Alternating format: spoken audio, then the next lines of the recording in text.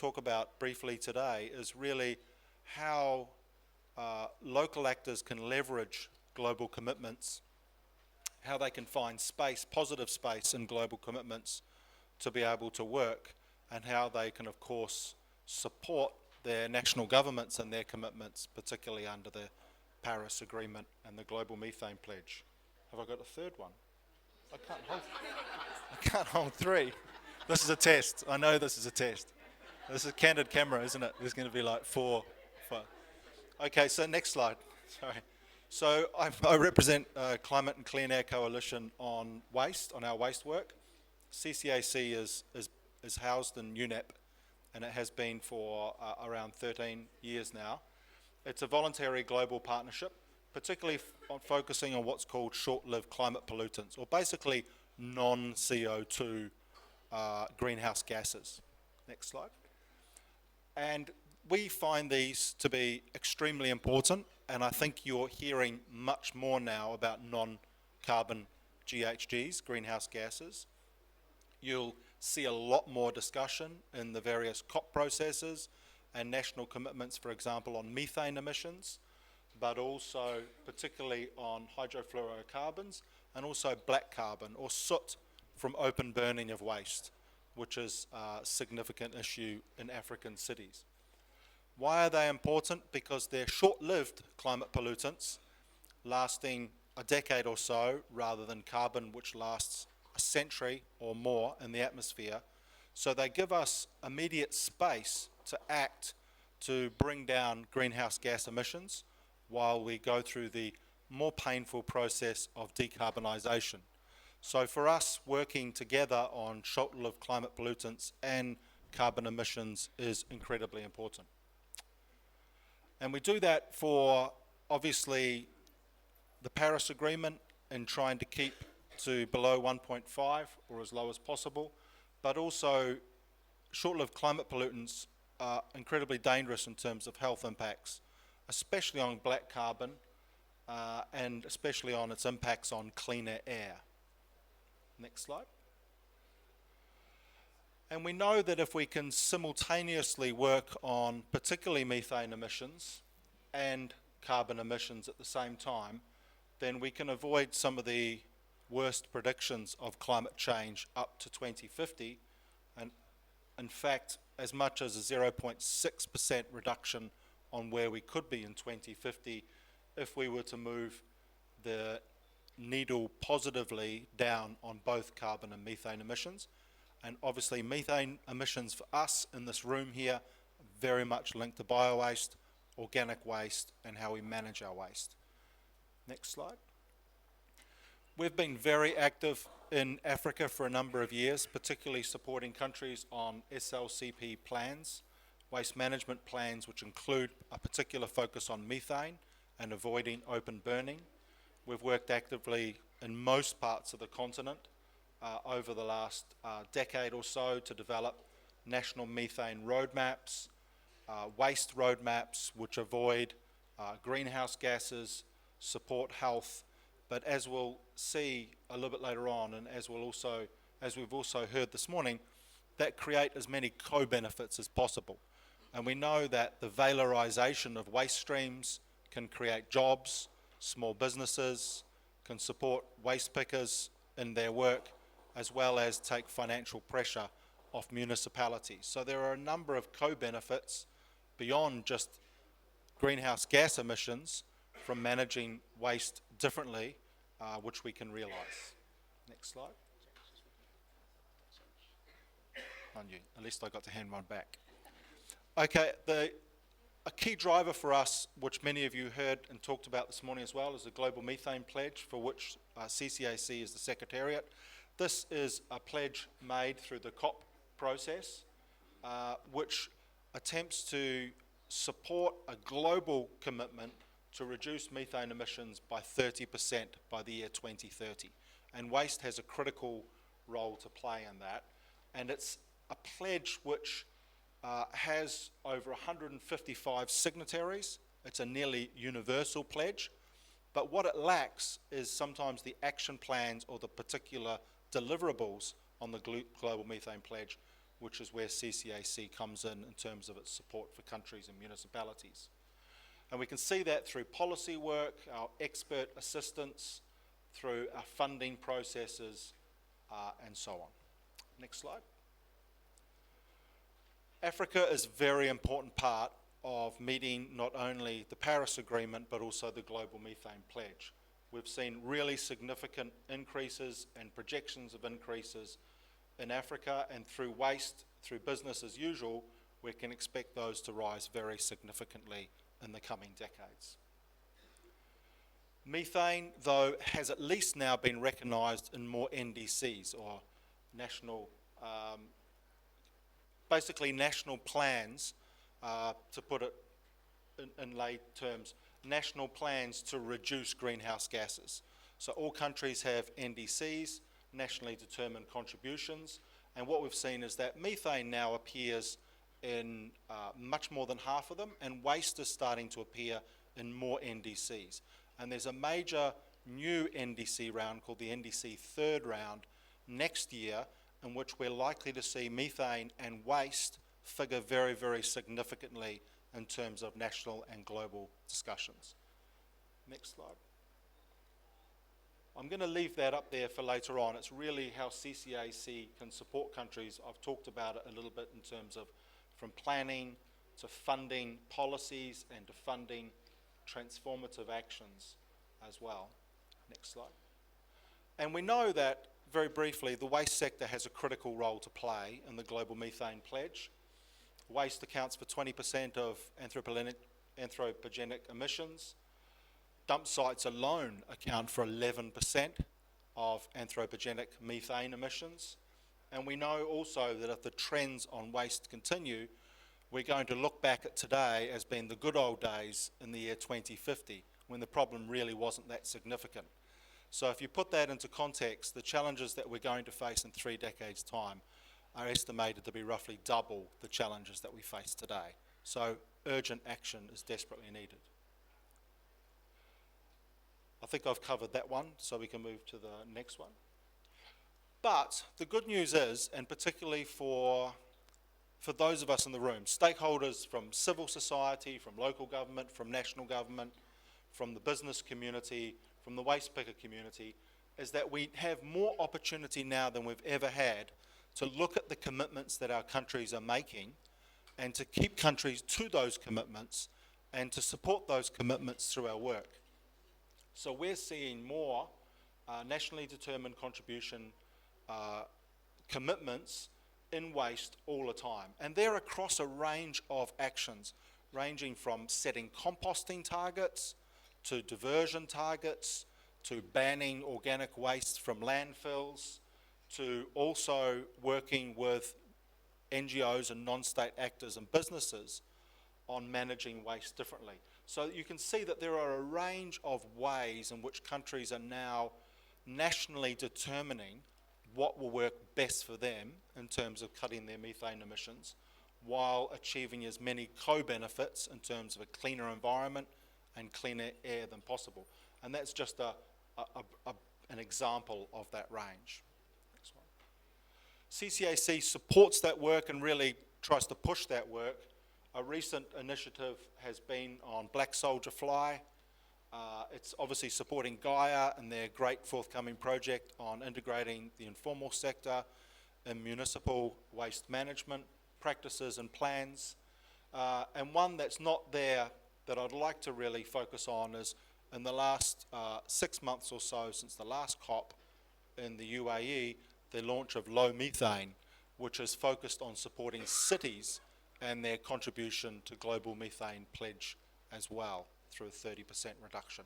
So I don't have the slides with me today, there's not enough time, but that you'll hear much more about CCAC's role as a convener and a coordinator of low methane, which is really working at the subnational level, really acknowledging the fact that cities, municipalities, states have an incredibly important role to play, sometimes as equally as national governments. Next slide. And I would like you to keep in touch with us through what we call the CCAC Waste Hub. So the links will be on the next slide. but this is a global community of both government representatives and non-government representatives that meet regularly, that host webinars on issues which are determined by those communities, by our member states, and also by our NGO community and civil society and private sector community.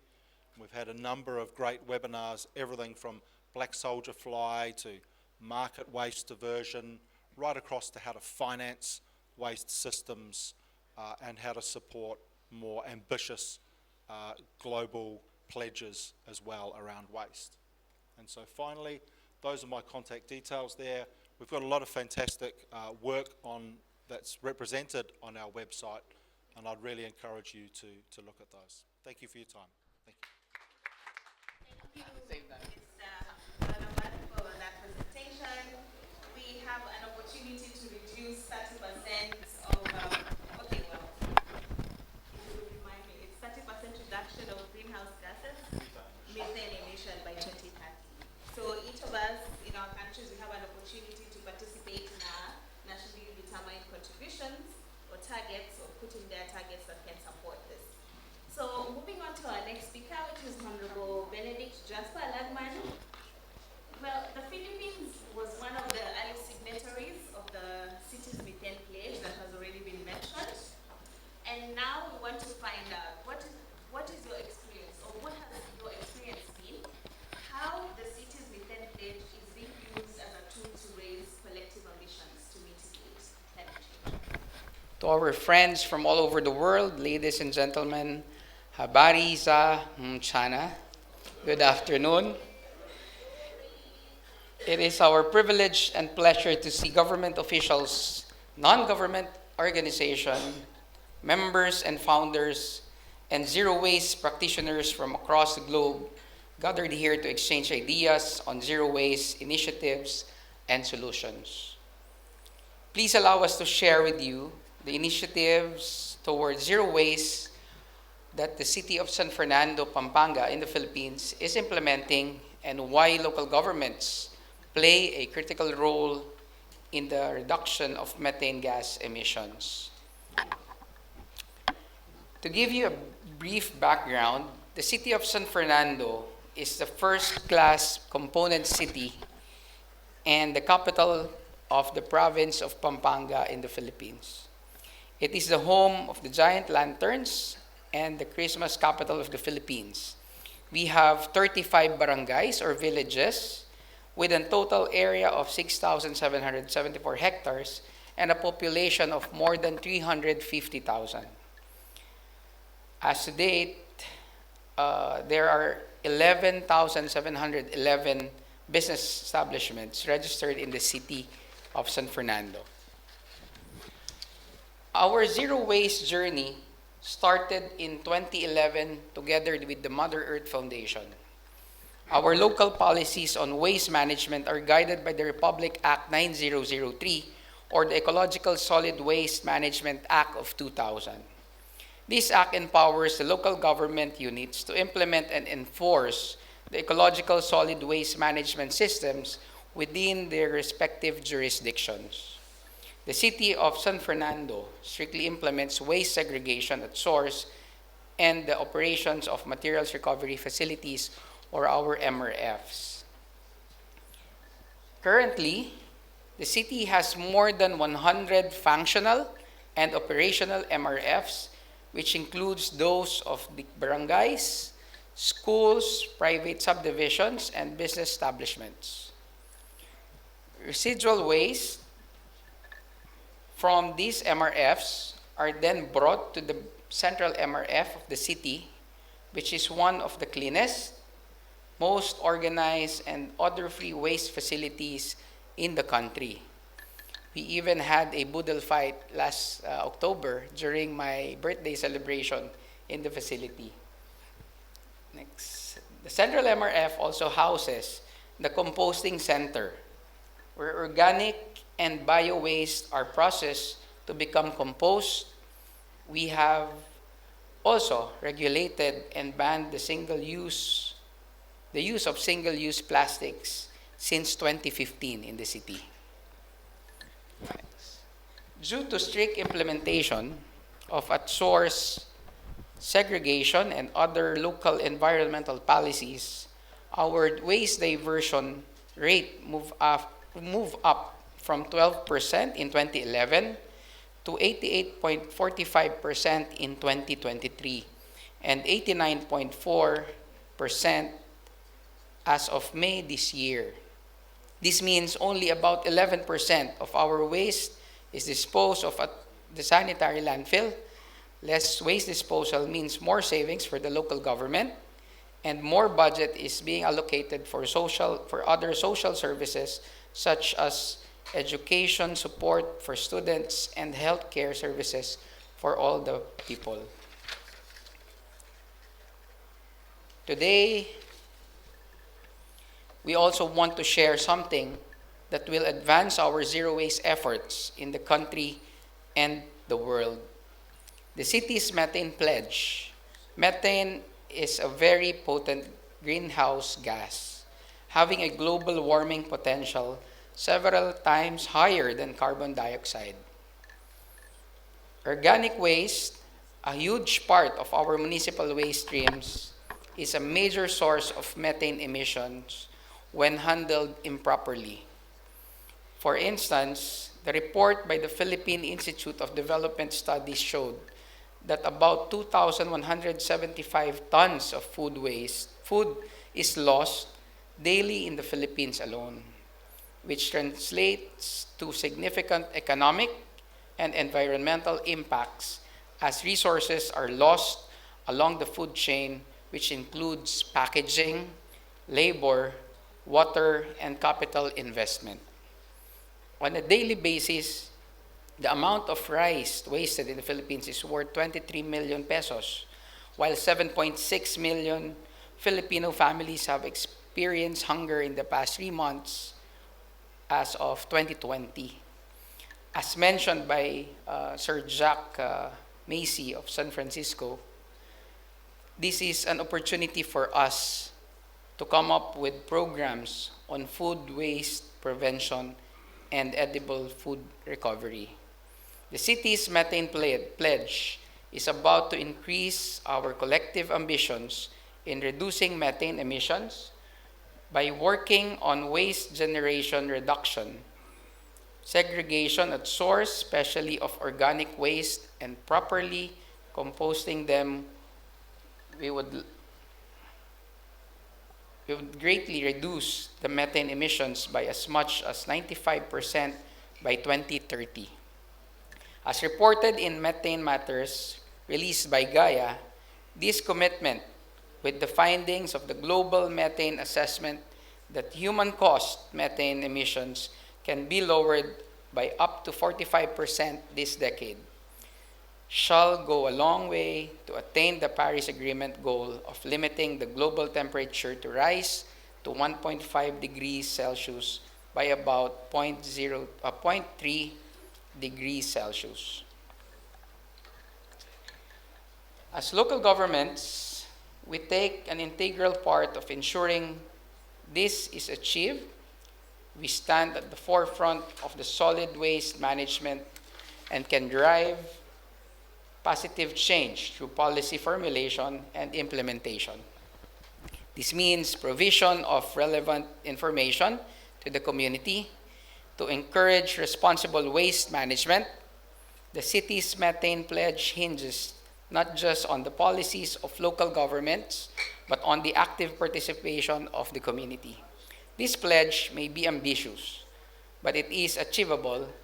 The realization of the city's methane pledge and the success of a zero-waste future hinges on a multi-pronged approach led by local government units.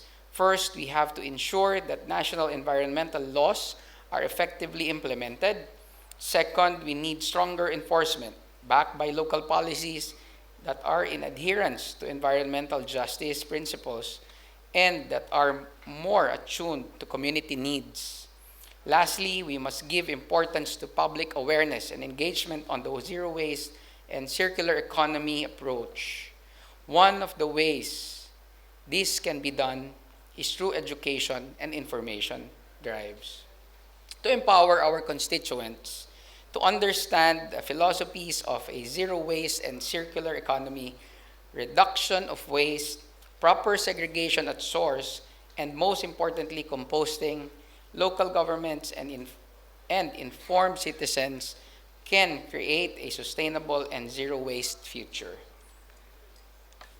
In conclusion, we see the city's methane pledge as an important pathway to improving our work on zero waste while significantly reducing methane emissions. Simultaneously, as a local government, we are leaders who can drive change towards sustainable, more just, and more equitable waste management practices. This is the opportunity to really leverage collective impact on the environment, execute worldwide climate goals set, and ensure health and resilience in our respective communities.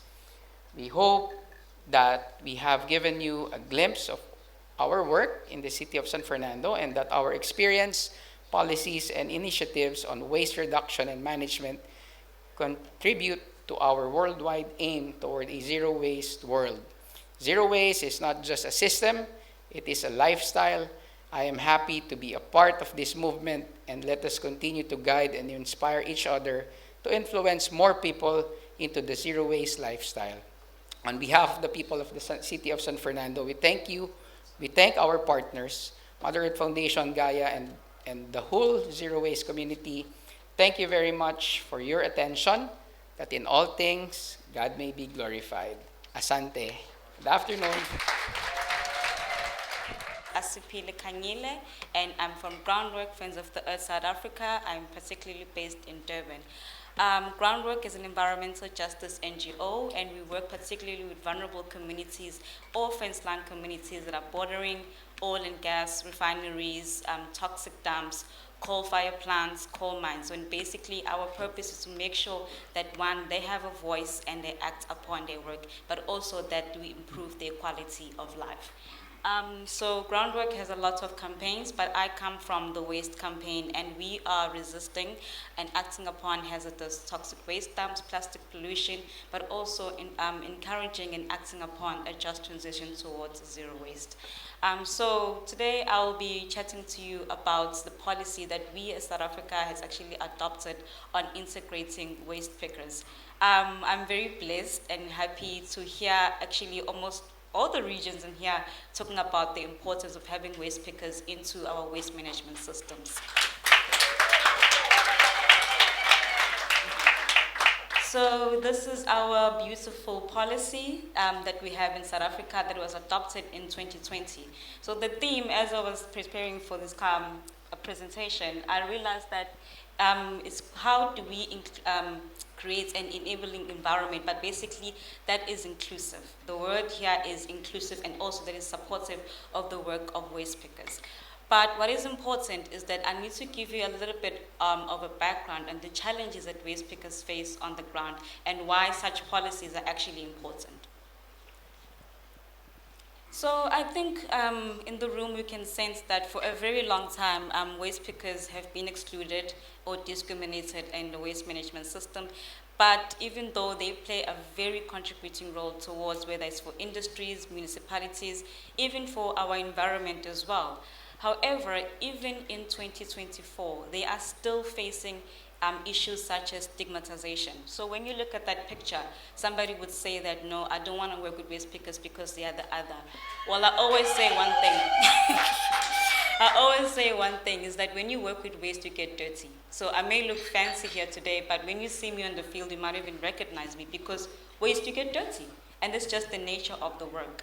And also, waste pickers are harassed and victimized, especially because there are places where they are not allowed to work, such as, for instance, the city streets. Remember, our cities are also having sustainable goals by 2030, so they want to see everything is clean. But I think, as Storey mentioned, that no one is actually disposable. So that's very important. And another thing, which is actually crippling South Africa, are the evictions.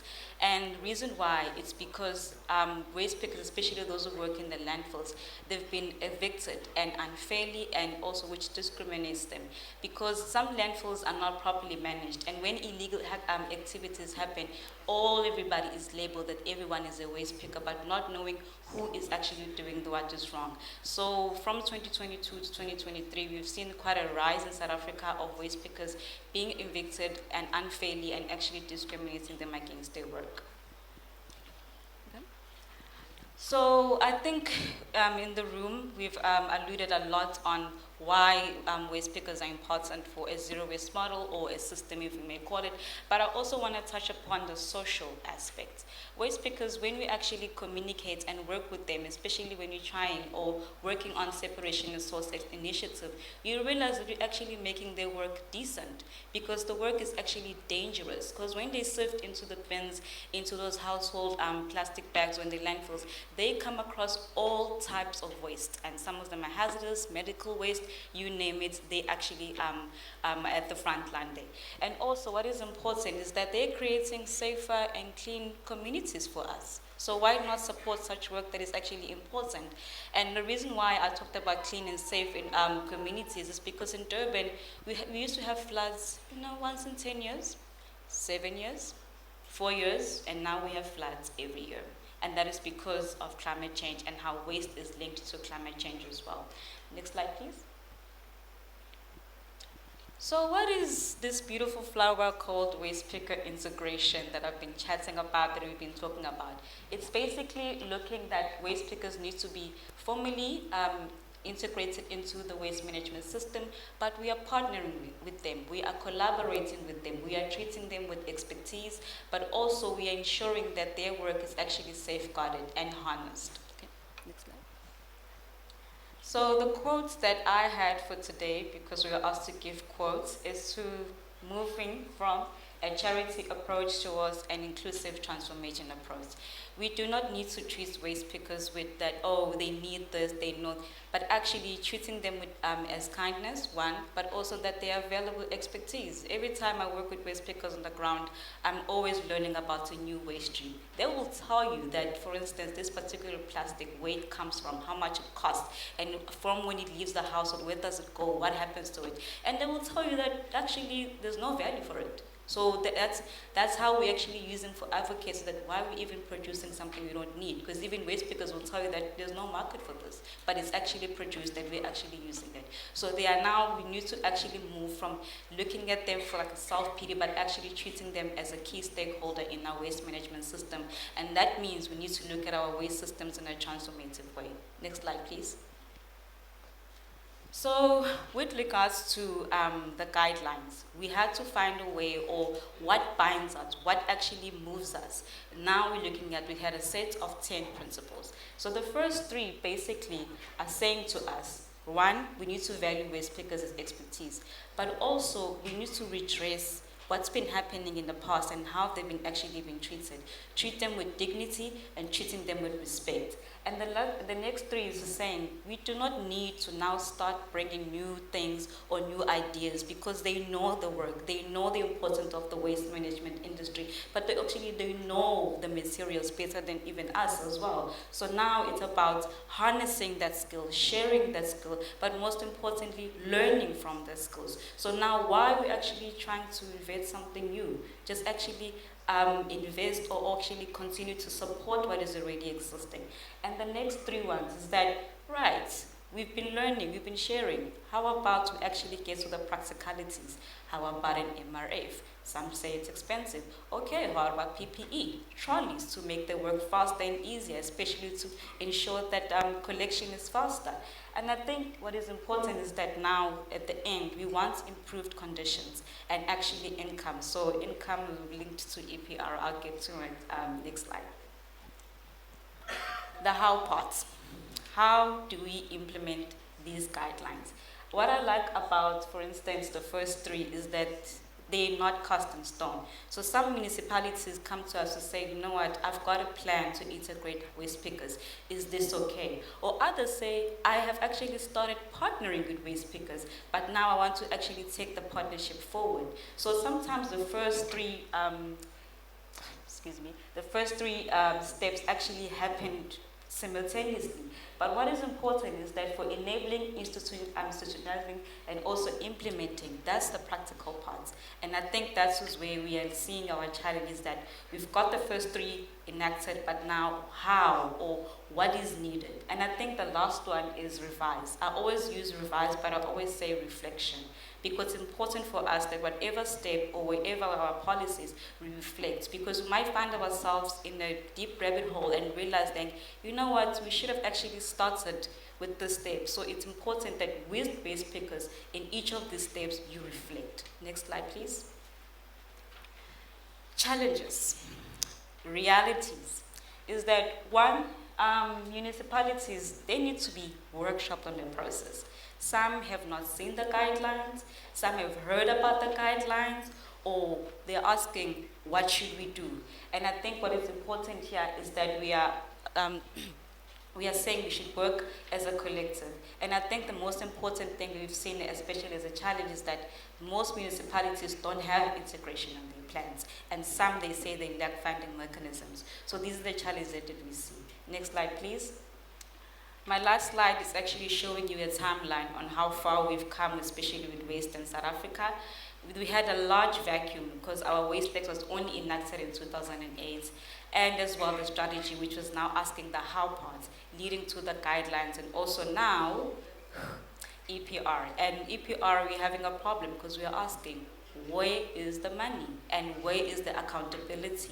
But also I think now in the end, we are as a group are saying, let's have initiatives. So we are having Glenwood neighborhood pilots where it's for separation and source, but actually waste pickers are guiding us and leading these research processes. But also we want to have a workshop with municipalities to say, let's talk about integration, give them tasks to say, in each of these steps, what are you as a municipal official intending to do? But in the end, we want them to have conflict management and how to negotiate with waste pickers, because we see that they are afraid of waste pickers. We want them to actually start engaging and collaborating with waste pickers, because we believe that we cannot climb the ladder of success to zero waste with our hands in our pockets. Thank you. And then finally, from Asiphile, we have seen that waste pickers integration is needed to achieve methane reduction. In that case, therefore, I open the floor for any questions to our panelists. Buenas tardes, soy de Chile, soy recicladora de base hace más de 20 años y también pertenezco a los pueblos indígenas. Sí. Mi pregunta es con respecto a la... Voy a esperar que se pongan los fonos y voy a hablar lento para que los intérpretes puedan hacer la mejor interpretación de mi pregunta y mi observación.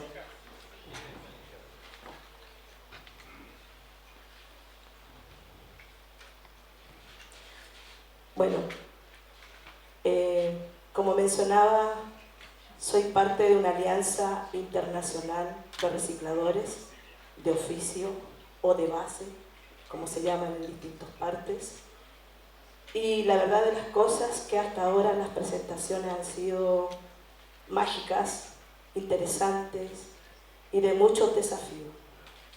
Pero creo que hay uno de los desafíos más grandes dentro de este proceso que tiene que ver con la justicia social y la justicia climática.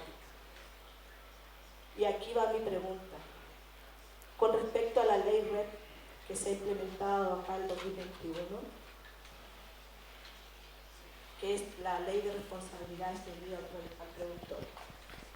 Hay cosas que a mí me preocupan de esa ley, porque en Chile ya se implementó, ya estamos trabajando con esa ley. Pero en Chile, la ley nuestra logró incorporar a los recicladores dentro del mismo instrumento, con la política de inclusión, que ha permitido para nosotros poder negociar y estar presente en todas las decisiones políticas que se han implementado en nuestro país. Hoy, el desafío más grande es ver cómo las leyes que se pueden usar como instrumento clave en los distintos tratados realmente incorporen a los recicladores de oficio, con esa hermosa presentación que hizo nuestra compañera al final, reconociendo una historia, un oficio que ha dado dos líneas importantes dentro del tema de la crisis climática.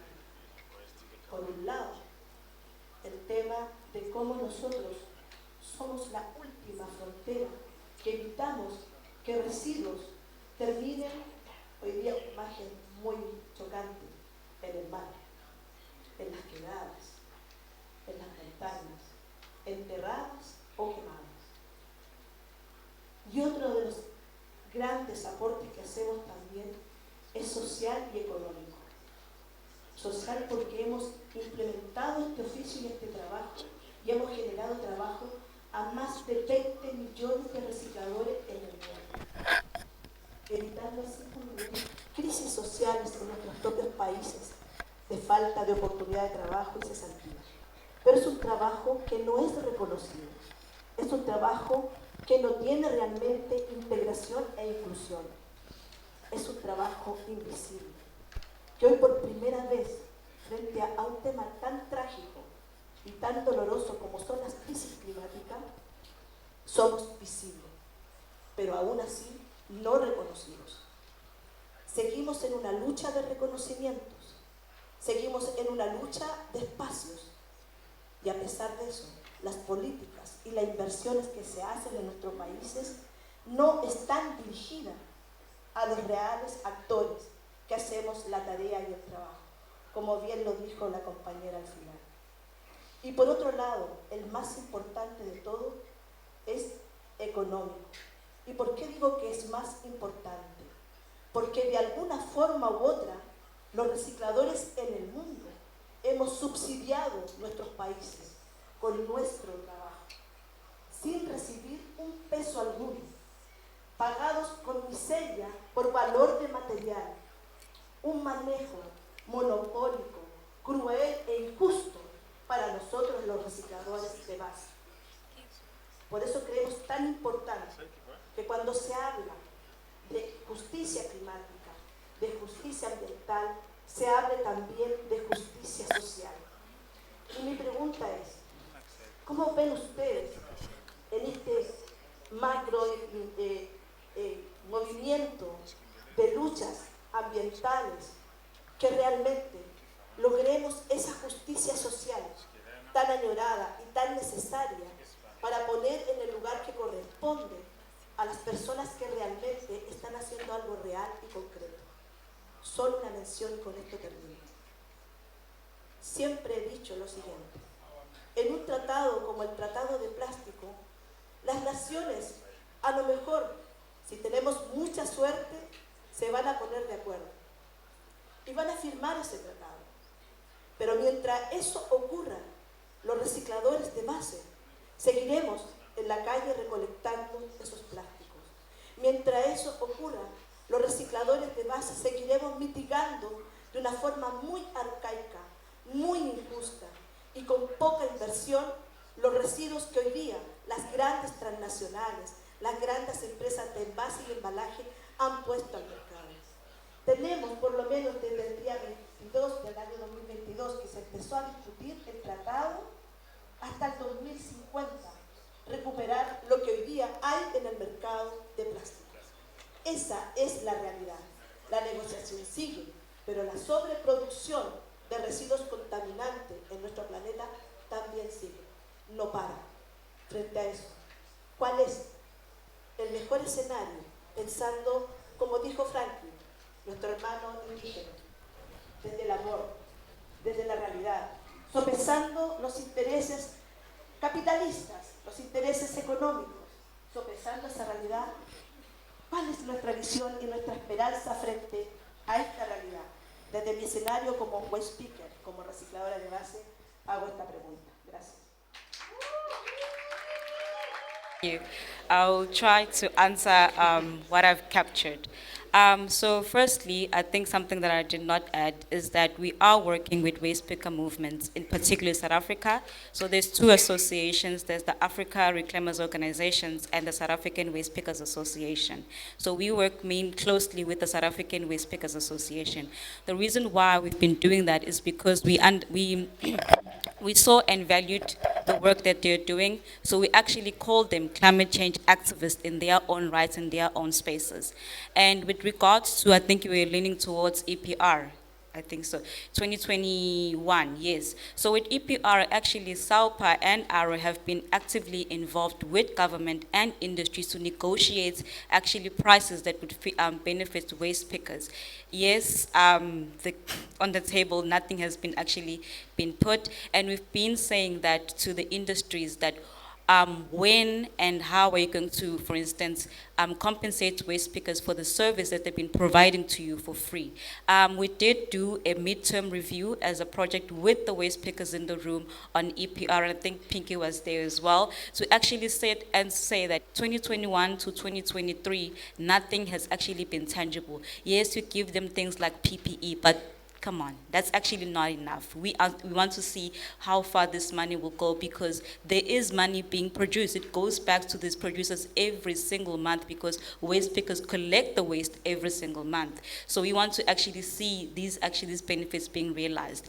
And I think the last part was about, so in terms of social justice. Waste pickers are part of our community. So that's why even somebody who's advocating or resisting oil and gas, we always say they should be in such spaces, because in this way we are all actually advocating for pollution, or for pollution that is actually affecting us, to say that it shouldn't be, for instance, affecting us. So we actually assist and capacitate them to say, you have a voice. The fact that you can wake up and actually go to work, that means you are a functioning human being, so you have a voice. So we actually assist and capacitate them to say, this is a government platform, and if your voice is not being heard, it's a missed opportunity. So there are actually processes that we're doing it like that. Does that cover your question?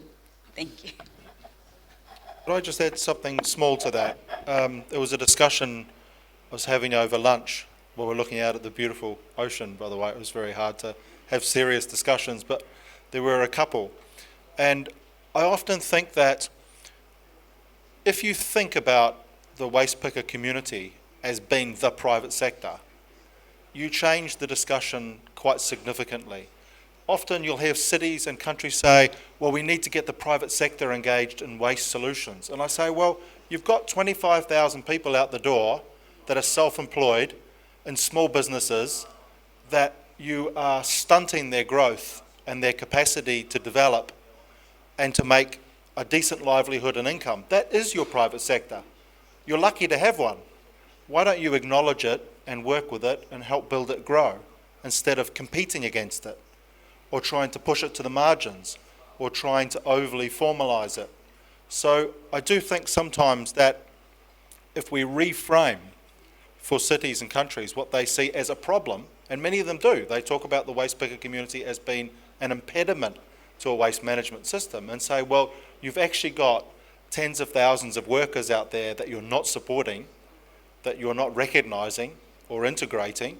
You have an incredible asset, and you've got to start seeing communities as assets to build from and to develop effective waste management strategies with. Thank you.